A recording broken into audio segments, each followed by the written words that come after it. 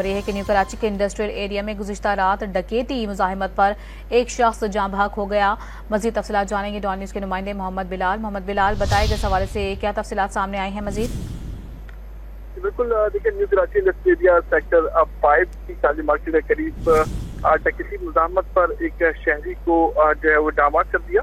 वाकई डकैती मुजाहिमत का शाखसाना निकला है। पुलिस काफी जानिब से कहा गया है कि तहकीकात का अमल शुरू किया गया तो ये मालूम हुआ कि डकैती मुजाहिमत पर ये कत्ल किया गया, जबकि मकतूल इमरान अपने घर के बाहर दोस्त के साथ बैठा हुआ था। मोटरसाइकिल सवार 2 मुलजिमान ने इमरान से मोबाइल फोन और दोस्त से नकदी छीनी, जबकि मोहल्ले के लोगों ने शोर मचाया तो डाकुओं ने फायरिंग कर दी। एक गोली इमरान की गर्दन पर लगी, जिससे वो मौके पर ही दम तोड़ गया, तो मुलजिमान फायरिंग करते हुए फरार हो गया। मकतूल इमरान गारमेंट्स फैक्ट्री में मुलाजमत करता था और मकतूल ने गुज़श्ता रोज ही नया मोबाइल खरीदा था।